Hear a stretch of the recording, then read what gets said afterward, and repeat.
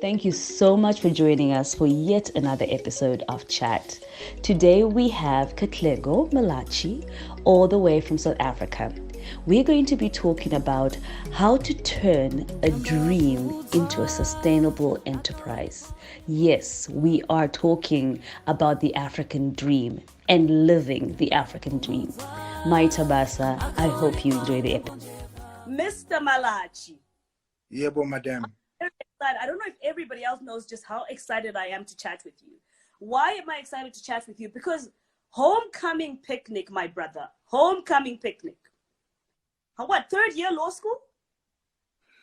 Yeah, like from second year already. Tell me, just walk me through this. I know it was second year, it was a few people, it seemed like an idea.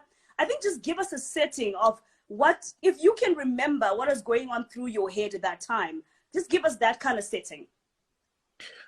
Look, I mean, so obviously the story goes as it goes that the whole idea was never to start an eventing property or anything of that nature.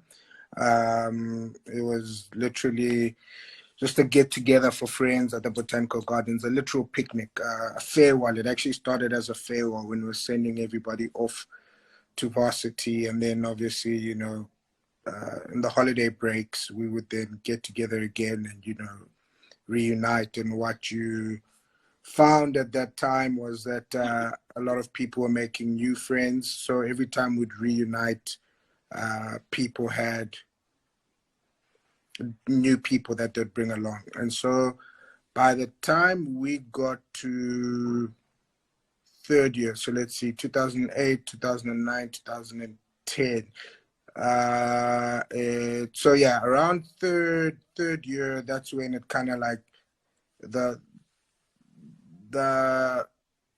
opportunity to actually start capitalizing off of the authentic sort of following that it had amassed.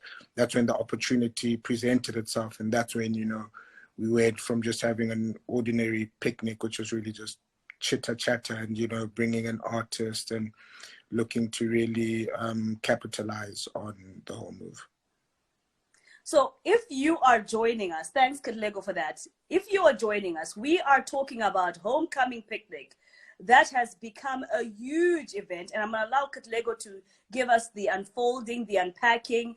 It premises to celebrate Pan-Africanism through music, and if there's anyone who's a Pan-Africanist, it's me. I challenge you to be a better and more Pan-Africanist than I am. But all this to say, I'm really excited to chat with Katlego. Katlego and I go a long way back to law school. You know, we are alumni of University of Van Pretoria.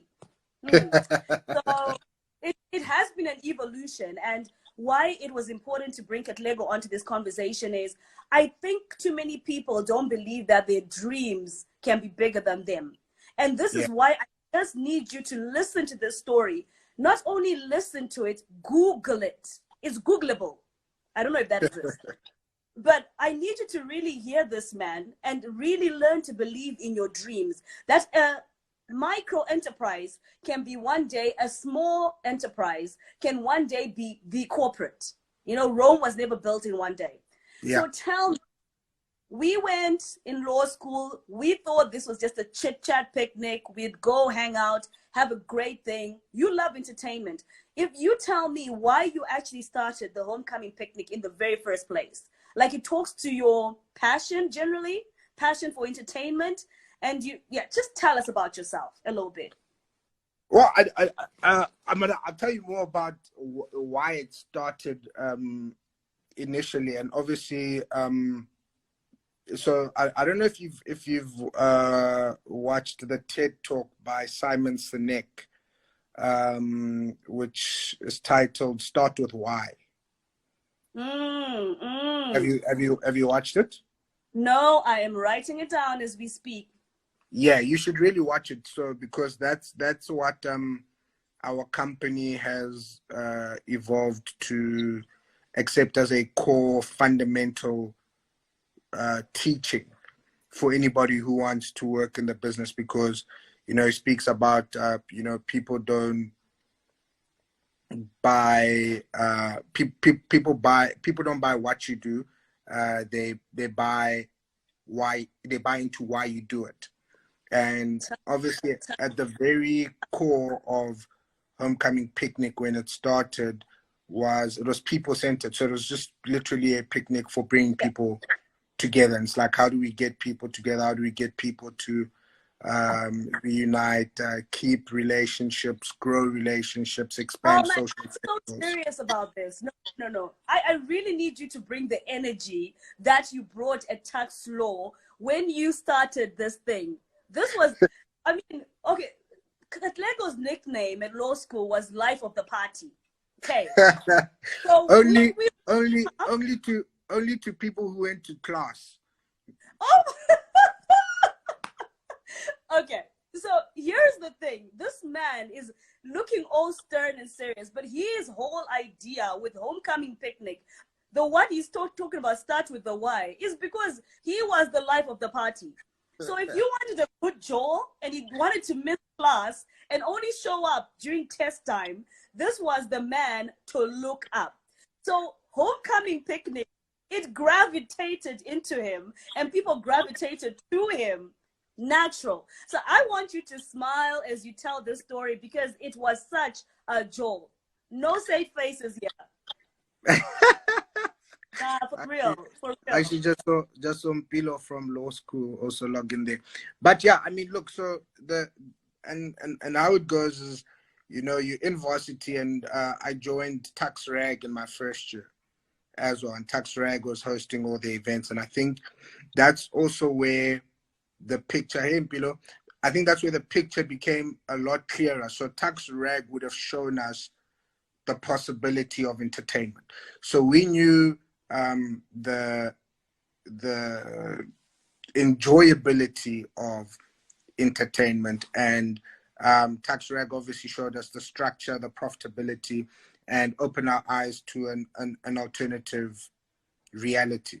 And at the time, it was like you're in law school and you're figuring, okay, I'm going to be an attorney or an advocate, but the traction that had grown around the organic growth of Homecoming Picnic. And so I remember I had a friend who was my best friend in high school who kept trying to say to me, look, let's, like, people like this thing, this is dope, let's capitalize on it. Let's start, let sell tickets, do something. Because how it worked back then is you just paid your entrance to the botanical gardens, and then you brought in your own stuff. Yeah, because And you wanted to party. You wanted people to yeah, party with. yeah, And 100%. You just wanted people to be happy, people to have fun. you just wanted a Joel. Like, come on, let's have fun. Um, 100%. so when you So started with the why, which for you the why was, I am Katlego Malachi. I love entertainment. I love entertainment law, which it became and grew into. But importantly, I just love to have a good time. So you start this a homecoming picnic. That then we leave law school. We finish off law school and we all go our separate way. And then 10 years later, let's talk numbers. When you started this, right? mm-hmm. When you started this, my question is, how many people did you have? So I mean, the first picnic must have had about 12 people.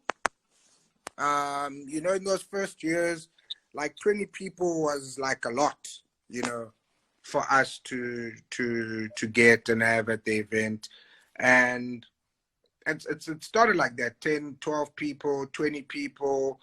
And over the years, so it gradually built that by the time you got to about 2010, 2011, you were now looking at solid numbers, a couple of hundred people, No. I like the bang. I like the drama. Come on, I wear orange lipstick. I like the drama. So we Okay. went from 20 people in 2008, 2009 to a couple of hundred means what? 10,000? 3,000? So, okay, if we were in 2011 when we brought Chana, we were probably looking at about 1,500 people. By 2012 September, we were sitting on about 9,000 people. Whoa, whoa, whoa, And whoa. Slow down. We need to take it in. Come on. Relax here. Relax. People must understand.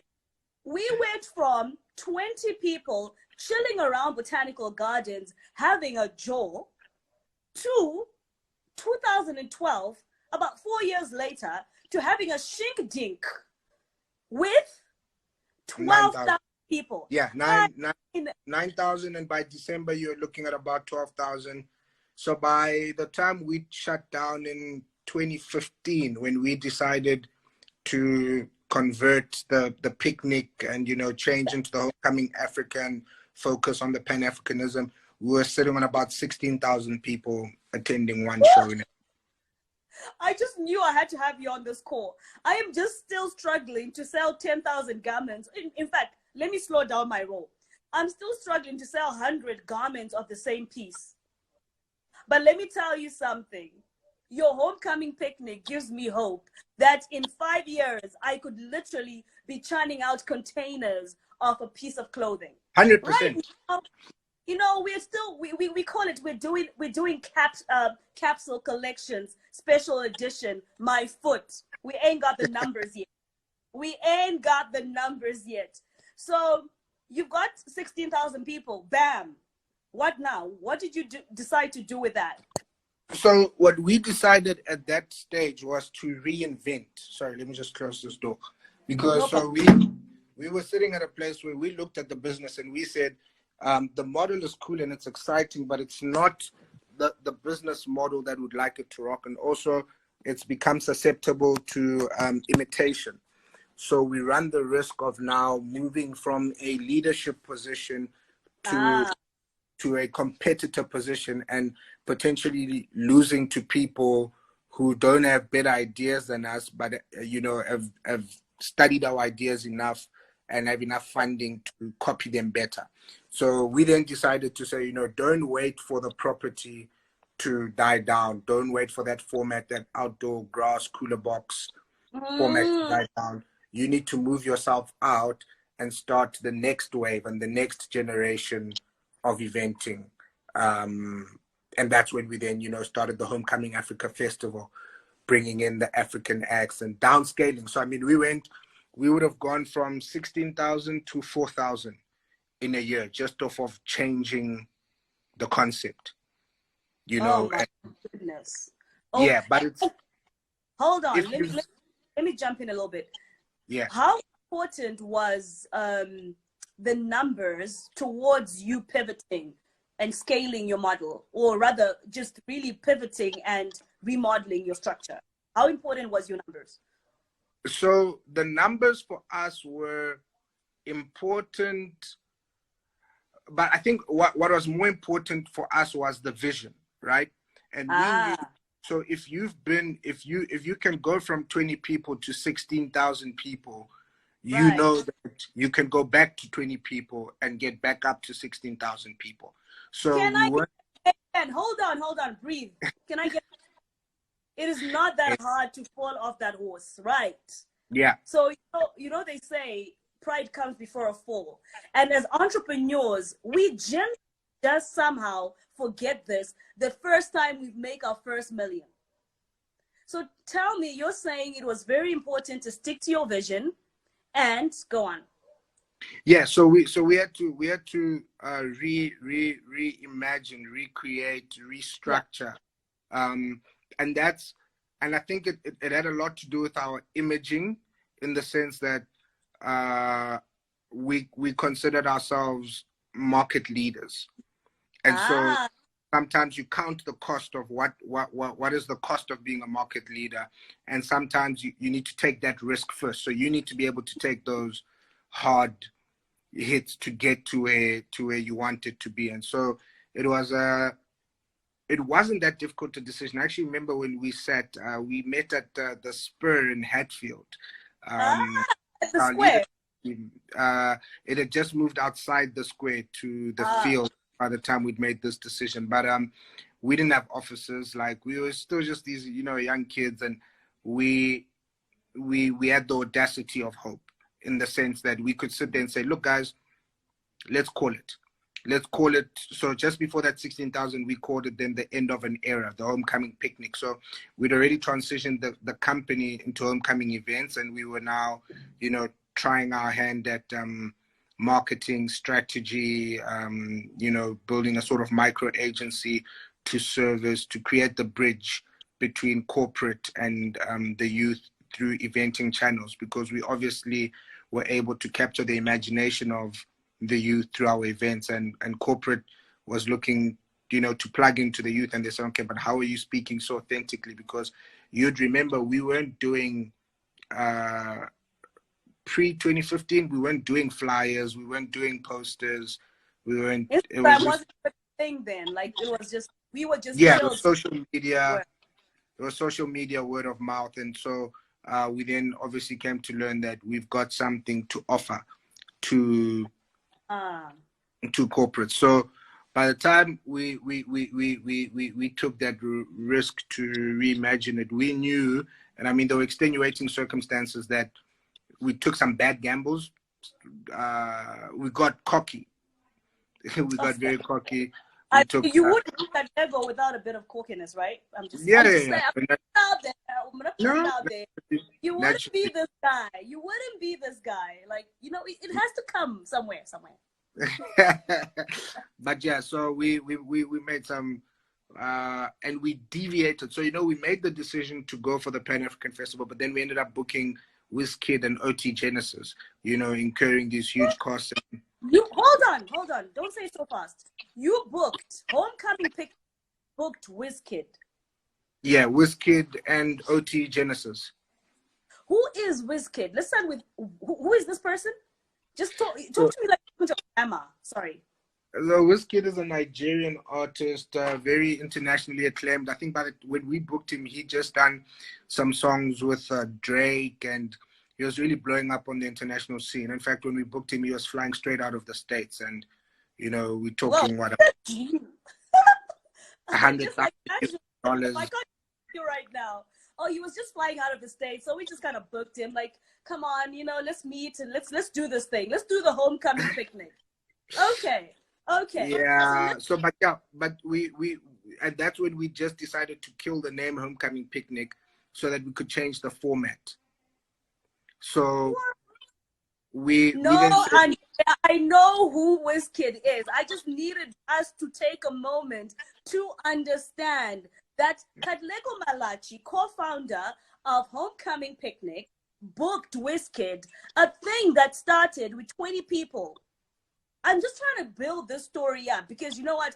I'm the drama queen in this conversation, as you can see. So let me drama on. Hit me. Go ahead. So yeah, we decided to kill the name. So no more Homecoming Picnic, because that would allow us to then kill off the cooler boxes and put ourselves in a position to start running bars and increasing our sponsorship income, because we realized that as much as Homecoming Picnic was cool and people kind of like enjoyed it and were having fun, we weren't making half as much money as we should have been making, because it was cooler boxes, so the bars weren't moving, sponsors weren't interested because there wasn't any ROI for them. And so we had a vision and a plan. ROI means return on investment. Return on investment. I mean, he books C.H.A.T, so he can talk like ROI. Hold on. I've got a question here. A question, because really, I think you're now talking about the pivotal things in entrepreneurship that a lot of us could literally not be focused on.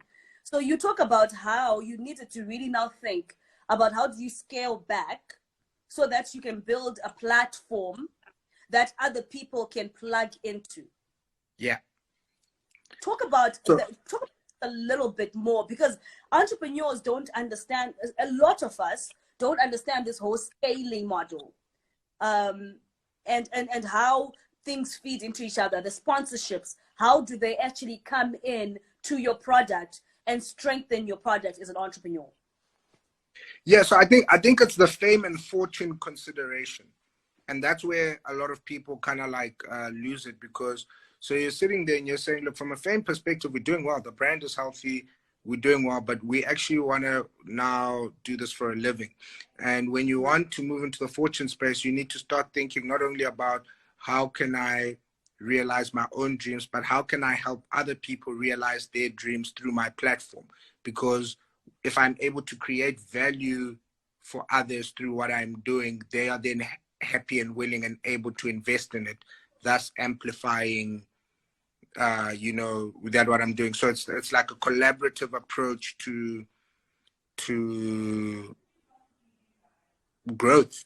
So, we're looking at all the liquor brands and all the FMCG brands that were looking for customers, and eventually we moved over the years to the banking sector. In fact, that WizKid gig was our first Standard Bank. That's our first partnership we did with Standard Bank. So we're saying to people, okay, how do we then make this worth your while for you to put your money to help us to amplify our experience and thereby creating, returns for you? So when we killed out the cooler boxes, the liquor brands were able to say, okay, we'll put in money to help you grow and amplify this thing so that we can buy exclusivity to sell our beers or our spirits, whatever, exclusively. So you had a vehicle. Yeah, You had we had a vehicle that all these conventional, traditional brands could use to reach newer audiences. 100%. So you built this amazing platform. And Standard Bank realized, look, I could come in, I could attract a newer, younger audience through Homecoming Picnic or whatever reasons motivated them. But importantly, what it is you built value. But not only did you build value intentionally, you built value from vision and from passion and really just organically going with the flow. I mean, does that actually exist, that you can go with the flow and become a millionaire?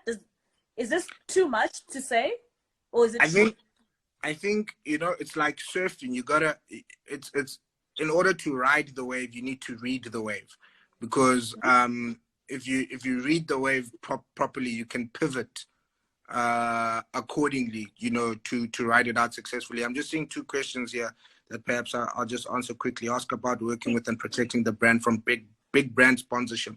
And that was one of like the things that people kind of kept warning us about, like, oh, be careful of the big brands. They'll come and take over your event, and their name will be big and your name won't be big. And kept saying to guys, we're not building a name, we're building a company. So if we people get so caught up in hollow novelty. So the novelty that people killing me, Smalls. People, okay, go continue. Oh gosh. People get caught up in hollow novelty, in the sense that people are saying, be careful, don't let Miller sponsor the event too much, because then it will become the Miller Homecoming Picnic and your name will be small. I said, but what would the novelty be in retaining the name Homecoming Picnic as the big name if there was no finance behind it to take it to where we wanted to go? So when it came to brands and sponsorship, we didn't feel like we needed to protect the brand from sponsorship. We needed to protect the brand from ourselves.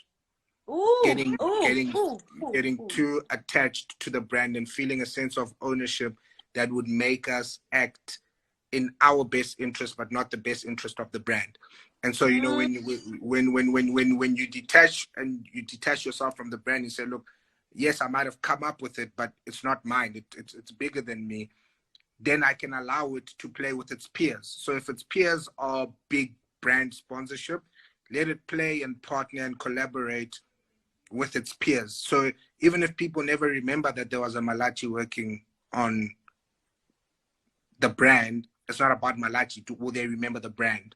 So that then I see I am Mami 85 says, are there any moral or ethical issues you had troubles with while growing? There's plenty moral and ethical issues, but the older you get, the more you realize a lot of the moral and ethical conundrums, I mean, for me personally, that I faced was just that I hadn't yet appreciated the concept of time. Tell us. Hold on. I want you to smile a little bit, because I'm trying to tell you that you've done something magical. Maybe I'm ugly. No, man, of course, among other things, but that's okay.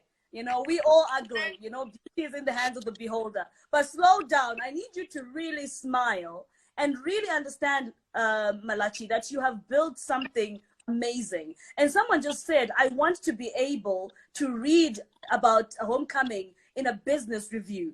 And I just feel like you're already there, right? So as you're telling this magical story, I need you to put your foot into it and smile. Give me a big. I'm gonna try and carry a smile. What was I saying? I was talking about the concept of time. Yes, the concept Yeah, of time. So we yeah. hadn't yet appreciated the concept of time in the sense that, so we sat there and we kept saying to ourselves, we've got the numbers, we've got the people, our brand is so cool, people like it, but we hadn't yet appreciated the corporate working world, how it works, and the function of time. That sometimes you you need to allow yourself time to grow to the level of getting the things that you think you deserve immediately. And what happened, I mean, so I've got a friend called Teebs, show Teebs Love. He's a very good friend of mine now. And he had said something back then. Somebody had tweeted on social media and said, we need black-owned events that will compete with Opikopi and the likes. And Ah, that was a thing even in college, actually. yeah, People yeah, it was talked huge. about how do we own our space? 100%. And somebody said, yeah, but homecoming picnic is in that direction. Is already, and Tip said, no, they're not. And I tell him the story all the time. I said, I mean, I hated you, but more importantly, it angered me to a place where I was saying, okay, I have to prove this guy wrong. If there's, we need to work hard Ah, and, prove this guy wrong. But that also then made me very angry when we would see people getting opportunities that we thought we were more suited for, but it was their time and we needed to work towards a time when we were undeniable. And so the ethical conflict comes with we needed to people work. We needed to work to the time when you're what? undeniable. Mm, there you go.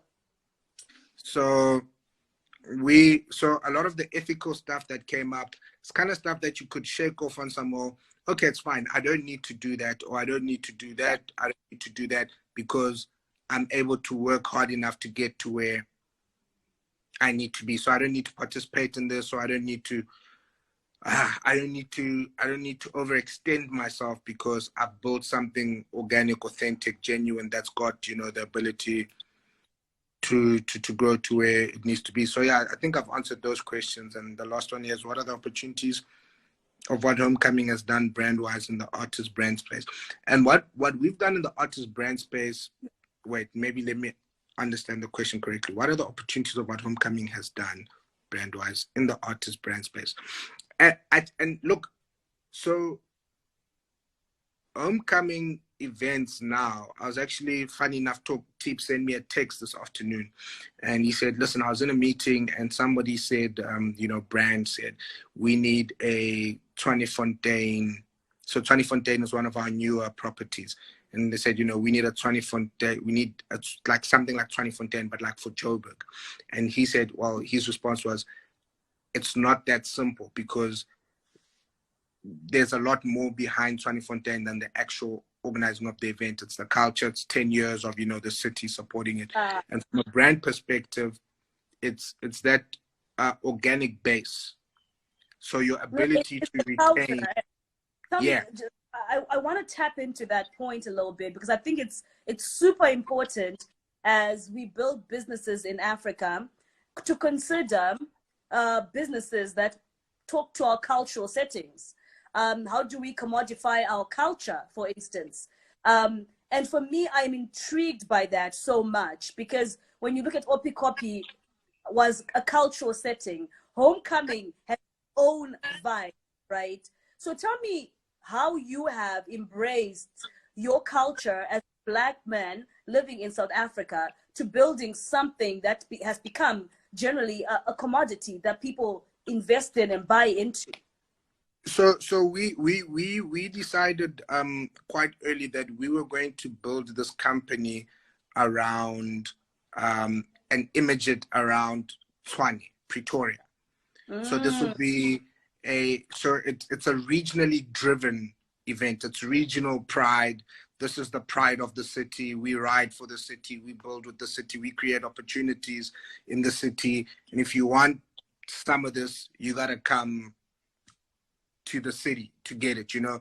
And so sometimes it's not necessarily only about saying, okay, how do I put it around, you know, me as a black person, but what is it about? What is it around you? What can you exploit or utilize around you that can coexist with what you're trying to do? And so for some people, it's your locality, your regionality. It could be something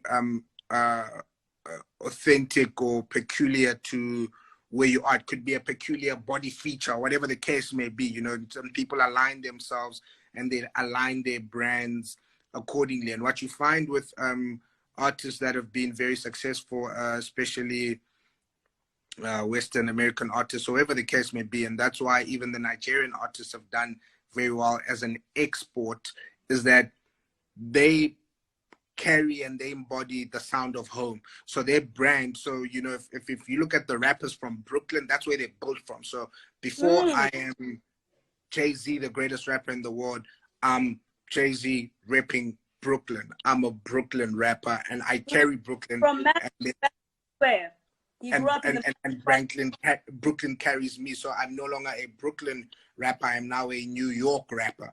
And I no longer a New York rapper. I'm now a West Coast rapper. Now I'm not a West Coast rapper. I'm a US rapper. And now I'm an international rapper. And it comes with identifying the opportunities, the inches which are everywhere around us. No, this is absolutely really amazing because, you know, when you talk about culture and how it all comes together, just the other day, I was actually watching, I was looking through Burna Boy's page. I really kind of love looking through Burna Boy's page. One of the things is because he's so authentic. He's so freaking authentic. You actually never know what he's going to do next, right? Yeah. And this man started Instagram Live on Instagram. Well, on Instagram. I would hope that he started his Instagram Live. Look, homie, this live had almost 300,000 likes. 300,000. I'm like, it's a freaking Instagram Live. But you watch this man. I mean, he's speaking his pidgin, straight up chilled, true to his Burna Boy self, with his people, you know. And you just realize the power of culture, because even when you talk about the COVID times, culture has been a unifying factor. The reason why I want to watch what you're doing is because I want to understand what's happening in your space. So for you, you wanted to celebrate the Tswane culture, and you wanted to say to the peeps, if you want to party like the Tswanes, you come to us. And this is what we are giving to South Africa and the world at large. Ooh, this is compelling. 100%. And that's why we were then able, so once Picnic had taken on a very national, you know, acclaim, I mean, Picnic was selling tens of thousands of tickets in a day, you know, at a drop. In an hour, you'd sell 12,000 tickets in an hour. And so we said, okay, cool. Our next step is now to move to Homecoming Africa. So we changed Homecoming Picnic to Homecoming Africa.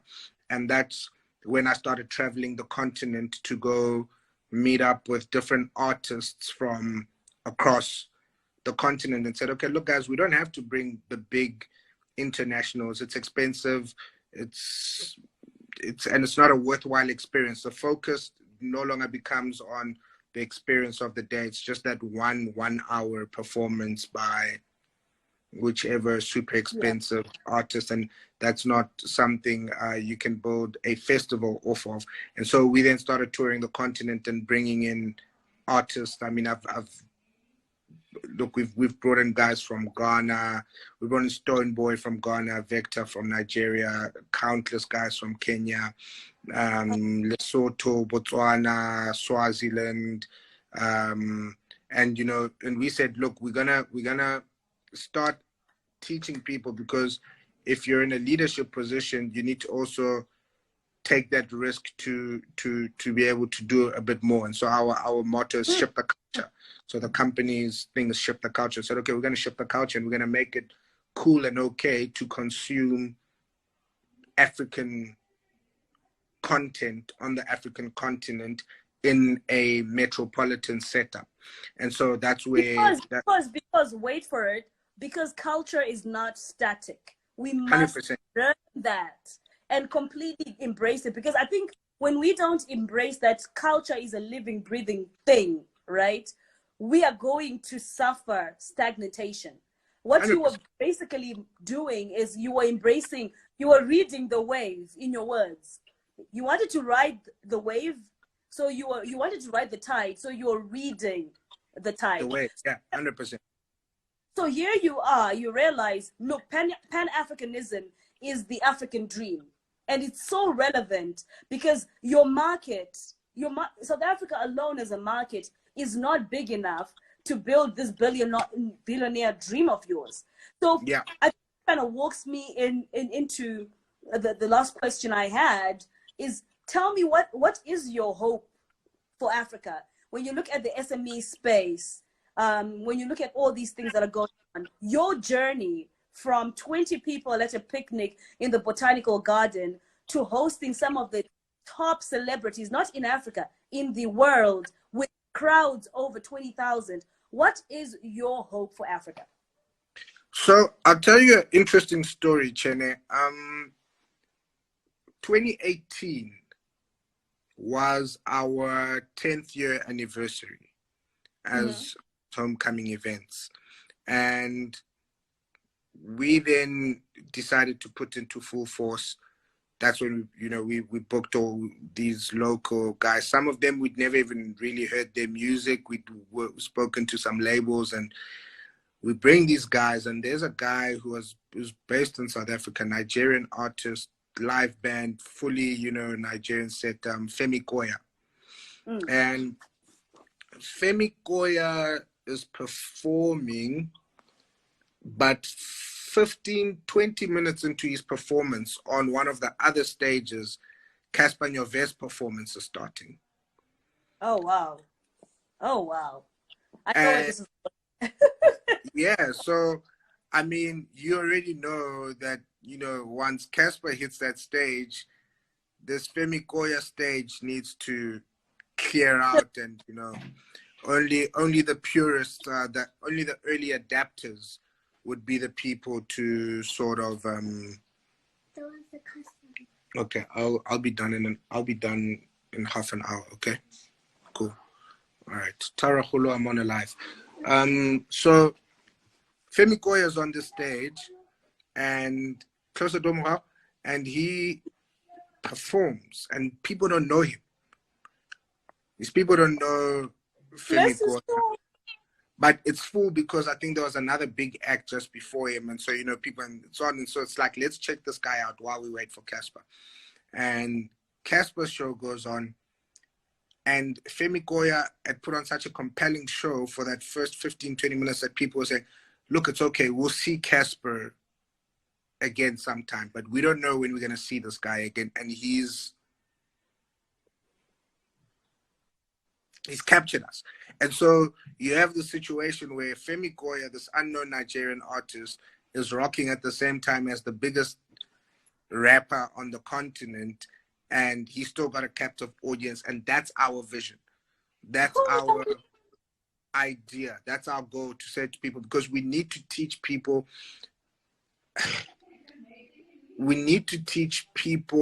about the importance of new and authentic experiences. And the ability to pivot in entertainment has been very important for us, being able to come up with a 20 Fontaine and change the format of, one thing that you've been doing to the other. Say to people, don't get stuck in the mundane. Yeah. Explore, grow, collaborate, get out there, try new things, because once you start thinking that way, you start embracing things across the cultural lines, and that's how you break the cultural or whatever divisions, because it's when people start understanding that it's okay to explore, it's okay to consume, it's okay to listen to music I don't necessarily understand. That's how the South African artists who were big in the States during apartheid and whatever, people didn't really quite understand what Lady Smith Black Mambazo was saying, but they were resonating with something so much more, and it was okay. You know, Yeah. when we look at Oliver Mtukudzi, you know, Yeah. I was a kid. I didn't know what Neria meant, but it was such a compelling offering. I was saying, this is a good artist. I can enjoy what he has to offer. He's got a lot to offer. I can jam, and you know, and that's how you break boundaries, and that's how you break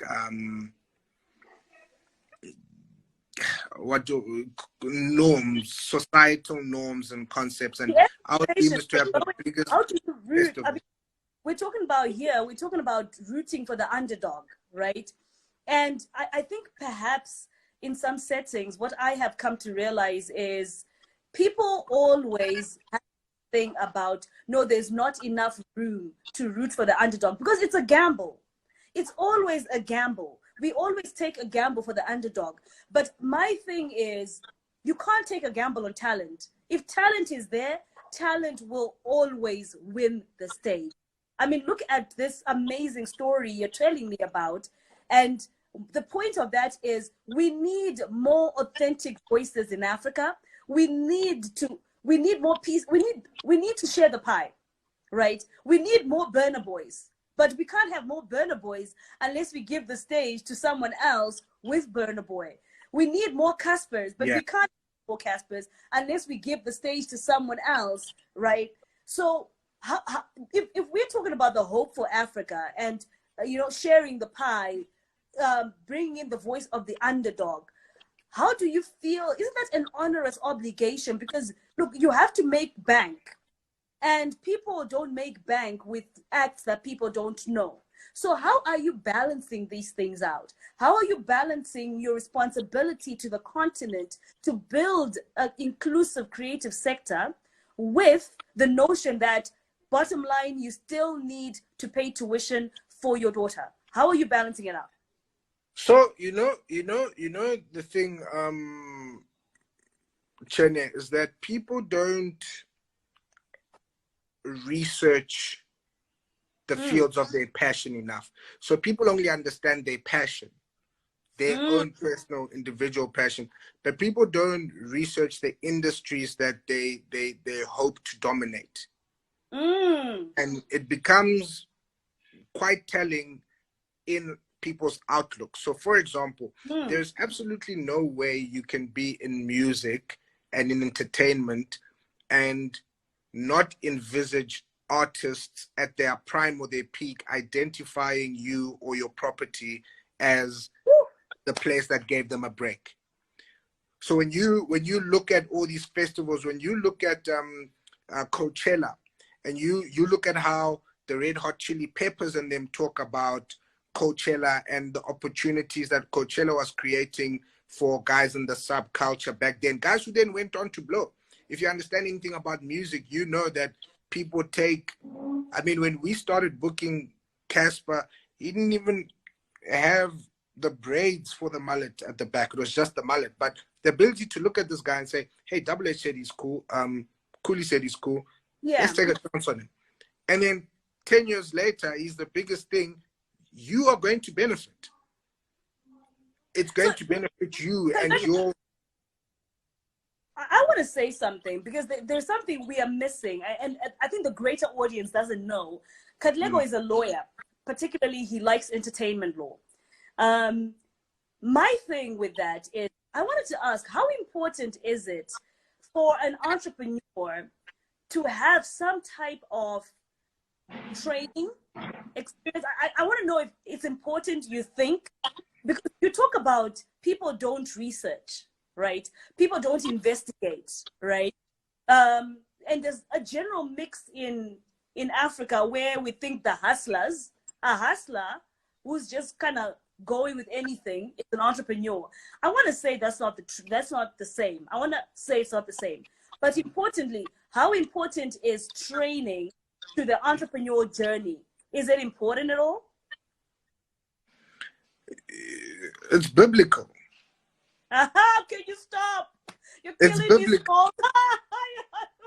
It's biblical. My people perish for the lack of knowledge. It's My people My people perish for the lack of knowledge. That's biblical. That's scripture. Katlego Malachi. So So you're telling me that, okay, explain this. so let You me lost so me. let me give you an example. Till today, Yeah.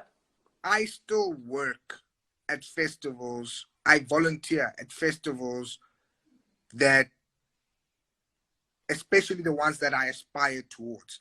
The guys that are at the level that I want to be. So nobody in our company sits back and says, "Oh, yeah, but we from homecoming events." No, the question is, "Oh, you're doing fill up? Oh, swag. Can I work stage? Anyway, Opi Kopi, can I work? Bushfire, can I work?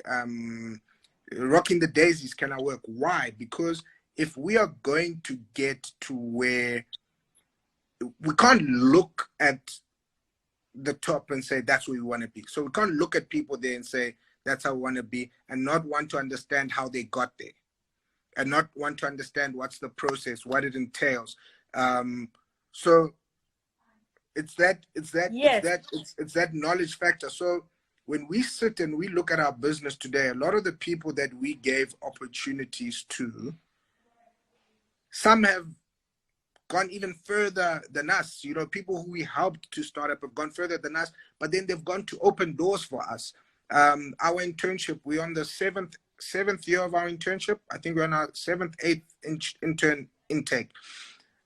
And we got that from the tax rag model. And we said, whatever happens, wherever we are in our journey, we're going to take seven odd young kids and we're going to teach them whatever it is we have, whatever we know, we're going to teach them and we're going to equip them. Some of them are like chartered accountants. Some of them are giving us work. Some of them are like brand managers, portfolio managers, and it all comes back. It all comes back to build, you know. And you look at the artists, there's artists who could charge R250,000 on average, but charge you 100K because of what you've invested into. But also, you're not only investing into individuals, you're investing into the culture, and the culture is always going to pay you back, because when you invest into the culture, and it's like the Apollo.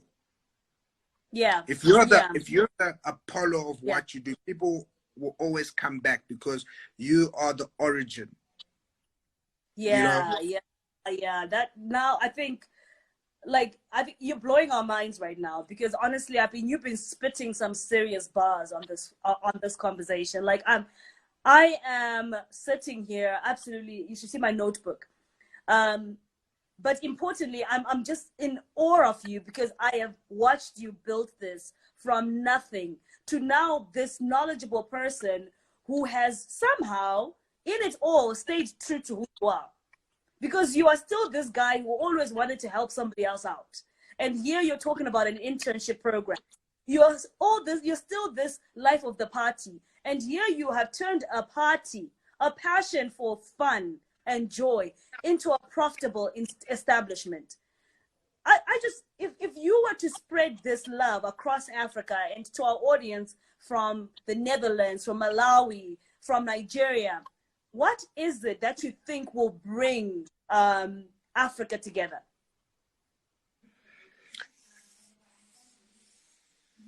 Love is like Corona. That is my quote for it.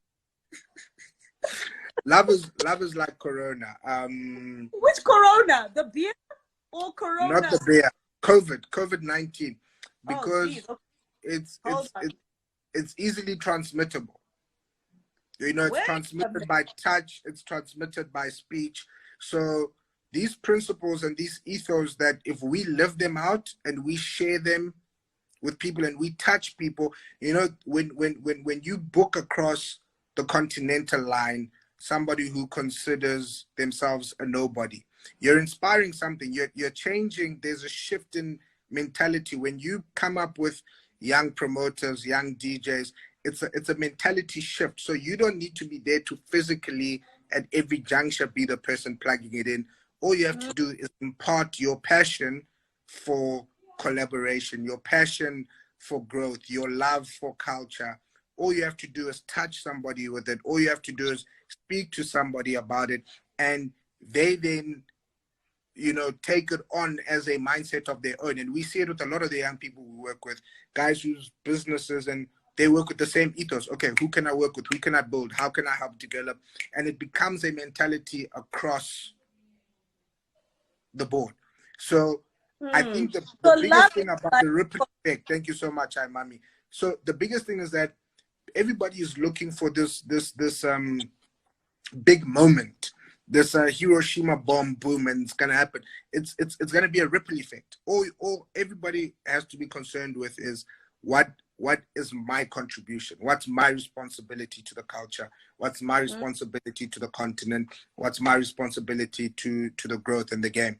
And so everything that you do for your personal profit, if you always align it with those ethos, not only do you give yourself a better chance for sustainability, because sometimes it's not only just about growth. We've had quiet years, but we've been the most consistent and sustainable in as far as yeah. Black-owned event companies are concerned, because those kind of things come back to carry you. So yeah, it's easily transmittable. All you have to do is contract it for yourself.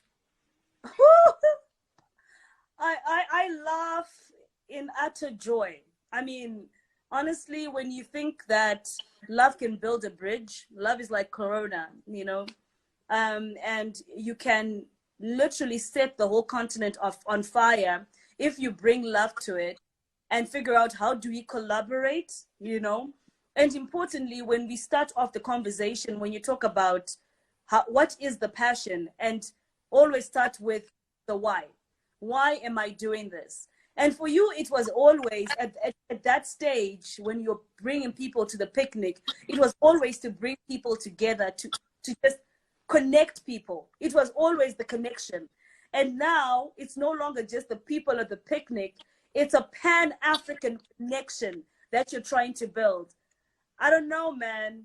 I walked into a lot. It's been a long time since we've spoken about your work, and I'm really amazed at the growth, you know. And I want to. I don't know what else to ask. You now need to tell. What else do we need to know? Please tell us. Preach to us. What else No, do man. we know? Look. I mean, you need to know that your laptop is still here.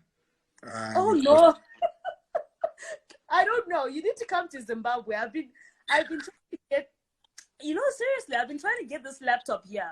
But I imagine it just meant I needed to bring the kids back over to South Africa. That's what I no, thought. we'll come. I'm actually trying to look. We've been really looking for opportunities in Zim, and I think for me that's really that would be one of a significant achievement within the next sort of 5 years, if we were able to get an opportunity to really do something significant in. In Zimbabwe, I have some colleagues of mine, and I told you about this a couple of years ago. I think we both got a bit busy and never followed through. Yeah. That's right. Similar entity called Unplugged. And Yes. Unplugged just recently brought in, the last gig they brought in Salty Soul from Kenya. Yes, and so I mean, and I was with the Saudi guys last year when they were here in South Africa. I mean, I'm a huge Saudi fan. I love Kenya. I think Kenya is currently it's overtaken everybody as my favorite country on the continent, and it's through those Kumbaya, kind of my second home now. We need to right. Kumbaya. Go to Mombasa and just kind of show them what these Southern African people can do. Yeah, so I mean, we've got and then we've our whole idea. So maybe let me share that with you. Our idea is to tour Homecoming Africa on the continent. That's the Ooh, vision of the festival. So ooh, be able to host it in various African countries. ooh. 2020 Nairobi, 2021. That's Different countries. big. So that's the vision, and obviously we need to Wow. grow here first, but that's where Homecoming Africa is going. So yeah, we excited to get the ball rolling, do the groundwork, and we have every confidence because we are all possible. So when we look at ourselves, we see ourselves as possible, and we tell people that work for us, you are possible, and everybody, you're possible. It's just there's work that goes into it, relationships, research, but we're all possible. Malawi, I was actually supposed to go to Lake of Stars. That's part of our benchmarking list. We need to go to Lagos Stars in Malawi to understand the continent a lot better. But yeah, I'm quite confident that we will get this Pan-African festival going. We will achieve it in our lifetime, and yeah, we are all possible. I know you will. I just want to do the talk show for this Pan-African thing. I've been practicing. As you see, I'm building a product that is Pan-Africa. So I am ready to plug in. I'm just saying, brother. I'm just saying. Let's rock. Let's rock. You gotta come. You gotta come exhibit. You gotta come design some clothes. Meet up with some artists when we do the next Africa. Because, yo, man, it means some very exciting things being on the continent, working with people, speaking with people, sharing ideas with them. This thing is about to check us out. Actually, I didn't know it timed out. Yeah, it times out after an hour. Oh, it's been an hour? Yeah. Okay, Katlego Malachi, you are freaking amazing. For all those people who want to follow this thing, I am going to save it on my page. So you need to re-listen with a notebook and a notepad. I think your dreams are valid. That is the story of Homecoming Africa. Your dreams are valid, and so are you. Any parting shots? Africa is the future. Let's get going. Thank you so much for having me. I really appreciate this. The whole party and let it count down and cut us out. But it's been great, Malachi. I'll catch you offline. Many thanks. My love to my sister and my babies. Mwah, mwah, mwah. Thank you so much. Bye, thanks to everybody in the comments, everybody who watched. Totally appreciate it. Take care of yourselves. Bye, guys.